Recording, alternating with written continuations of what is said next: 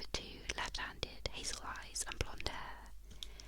I wish they could come up with something else for her. I don't want to read that every single time she's in these. It's the same thing. Anyway, so our 3 locations are the fountain, which is outdoors, a fountain at the centre of the maze, if you can find it. The lookout tower, which is also indoors. From above the garden you can see everything, plus there's a map on the wall that reveals some of the maze's secrets. And then lastly we have the ancient ruins, which is outdoors. These same old ruins again, they were here long before the rest of the maze. And our 3 weapons are a pair of gardening shears, medium weight. They're getting a little rusty and they might leave screws behind. A flower pot, medium weight. If you use this to murder, please repot the flowers first. And poison tea, lightweight. Enjoy a nice sip of tea followed by a long, long nap. So let's go through the clues and evidence. Poisoned tea was certainly not in the ancient ruins, nor was it in the fountain. Okay, so the poisoned tea wasn't at the ancient ruins, and it was not in the fountain. So that must mean it was at the lookout tower. The tallest suspect and the person who brought a pair of gardening shears had a history together. So the tallest suspect, which is Lord Lavender, did not bring the gardening shears. So Lord Lavender did not have the shears. A flower pot was not in the ancient ruins, or was it? It wasn't. Okay, so the flower pot was not in the ancient ruins.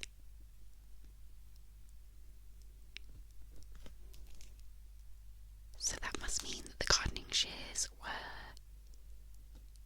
at the ancient ruins, which means that Lord Lavender couldn't have been at the ancient ruins. Miss Saffron was addicted to a product made by a friend of hers, Earl Grey, and she added just a little poison. Okay, so Miss Saffron had the poisoned tea.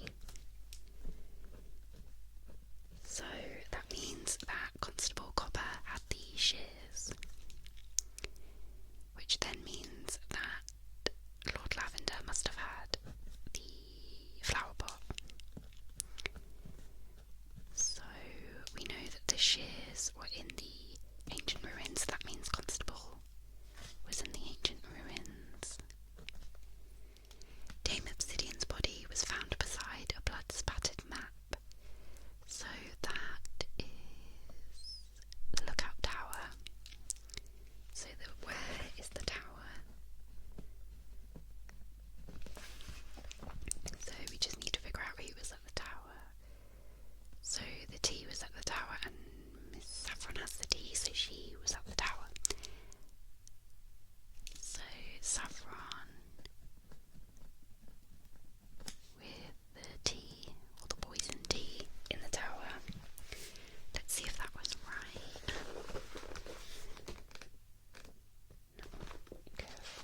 Number 9. So,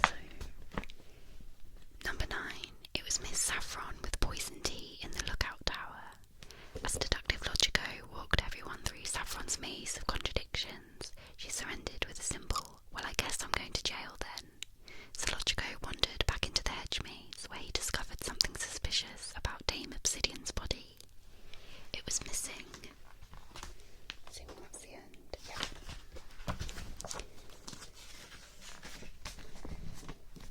So, number 10. Eat, drink and be merry, for a jerk just died. Because of a mistake he made with time zones, the hardest problem in all of deductive analysis, Logico missed his flight home, so he went to the village pub where everyone was celebrating the death of a loudmouthed jerk. They all wanted to know who done it so they could buy him drinks, and Logico was happy to oblige. So our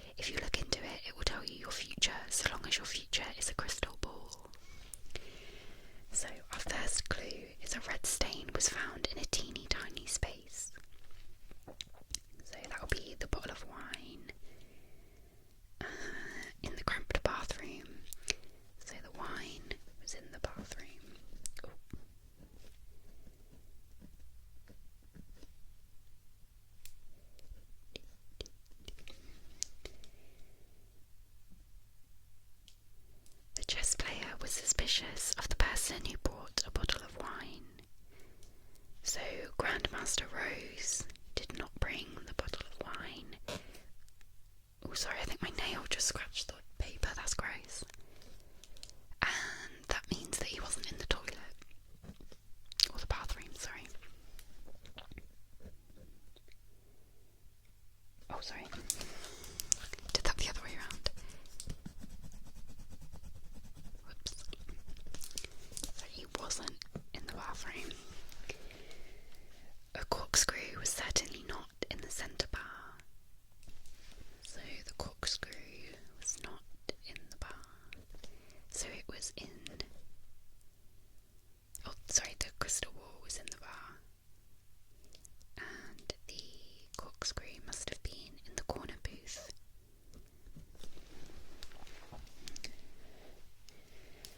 The suspect with the corkscrew had blonde hair. So that's Comrade Champagne. You have the corkscrew. Which means the brother Brownstone had the wine and was in the bathroom.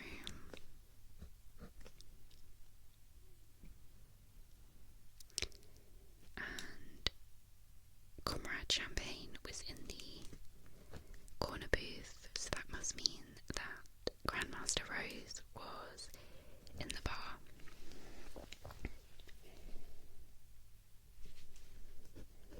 And he had the crystal ball.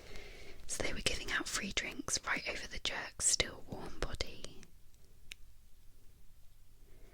So that must be the centre bar. So the where is the bar. So it's Grandmaster Rose with the crystal ball. I'm just going to put Rose. Crystal ball. I'm not sure about that one.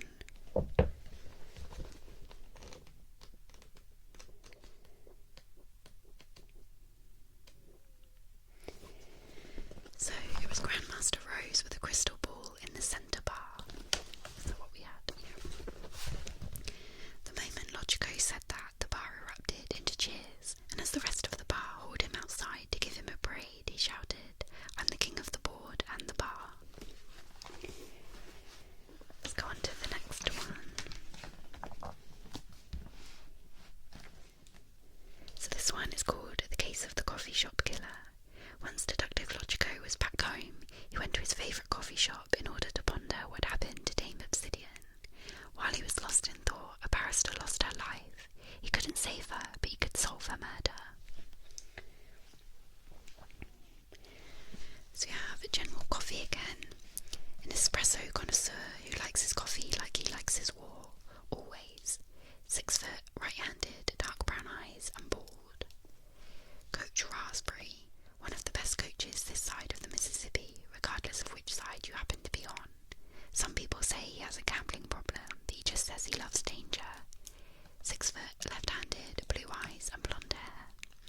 And bookie winner Gainsborough. He won the Bookington Award for his novel, which he will tell you within 2 minutes of meeting you. The book is 6,000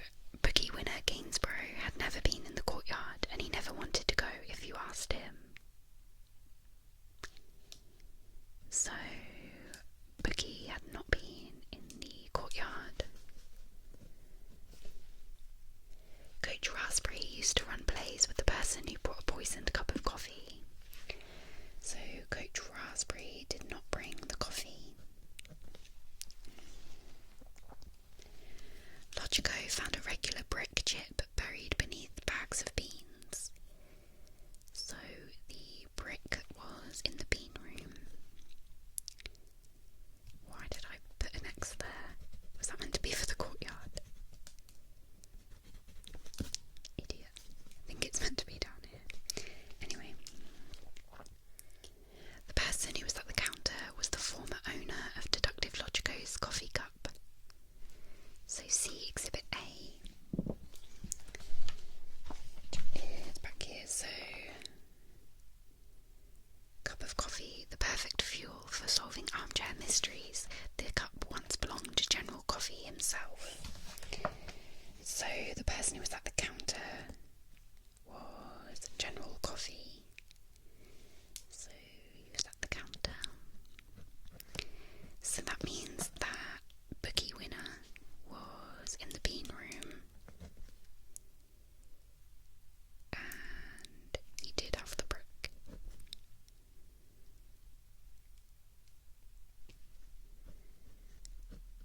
So then Coach Raspberry had the metal straw, which means that General Coffee had to have the coffee cup.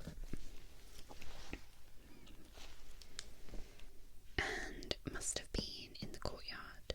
Oh, sorry, the coach must have been in the courtyard. So a metal straw was used to commit the murder. So the straw, which was bought by Coach Raspberry,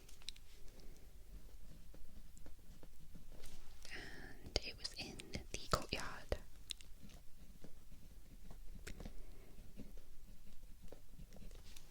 God, I think my handwriting gets worse each video. Right, Coach Straw, courtyard.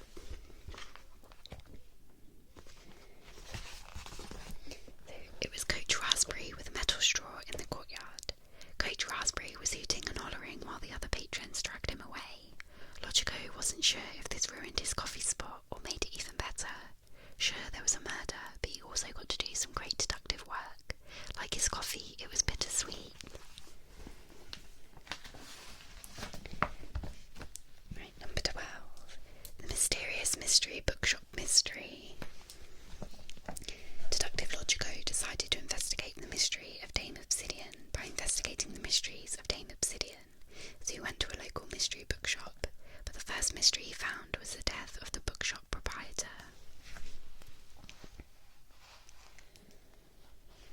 So we have Captain Slate again, a real-life astronaut, the first woman to travel around the dark side of the moon, and also the first to be suspected of murdering her co-pilot. She's 5'5", left-handed, dark brown eyes, and dark brown hair. Then we have Comrade Champagne again, a communist and a rich one. Comrade Champagne likes nothing more than to travel the world, sharing the message of communism with his fellow vacationers. 5'11", left-handed, hazel-eyed blonde hair. And director Dusty, a true filmmaker, the only thing he cares about is getting his movie made, no matter what. 5'10", left-handed, hazel eyes, and bald. So our locations are the Discount Rack, indoors. You can find a lot of great books here, and soon a half-solved copy of Murdle. The front counter, indoors, where you actually buy the books or any of the little trinkets they have for sale. And the Rare Books room, which is indoors. A single Dame Obsidian first edition costs more than Logico's father made in his lifetime. Our weapons are a tote bag, medium weight. Bibliophile mafiosos use these canvas bags for hits. You can also carry books in them. A bone folder, lightweight. Yeah, it's made from an animal bone, but just because you've killed before doesn't mean you'll kill again. And lastly, a paperweight, medium weight. Do you like to hit someone over the head, but the ink is so cheap it's toxic? So our clues and evidence. A tote bag was not found in the discount rack. So the tote bag was not in the discount rack. A smudge of toxic ink was found by the front counter. So the paperback was at the front counter, which means the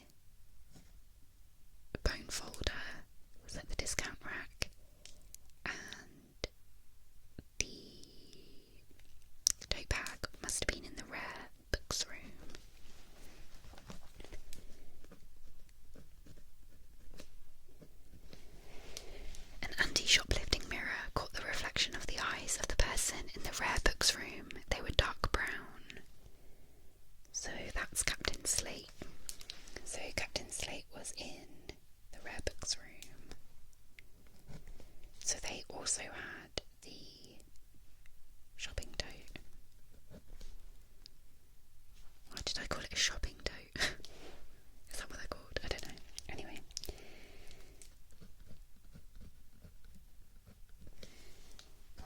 There weren't any film books in the discount rack, so Director Dusty wasn't there. So Director Dusty was not in the discount rack.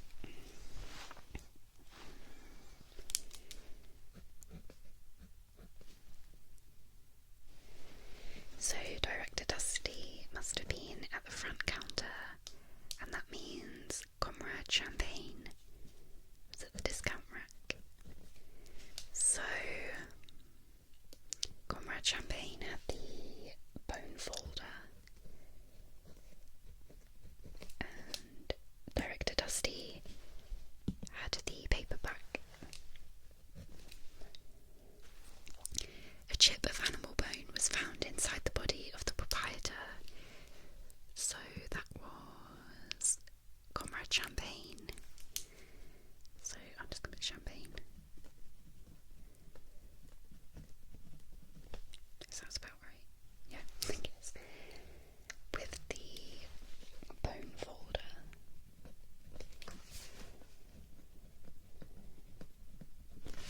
Where is he again? The discount rack.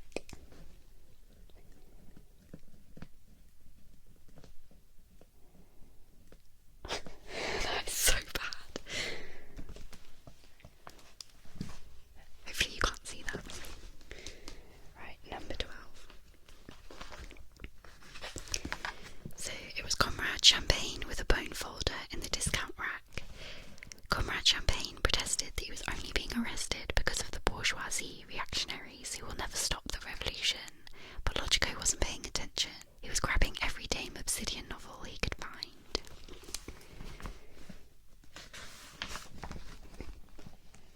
Right, I think this will be the last one I do for this video. I'm not sure how many more we have. Oh, we've got quite a few of the easy ones.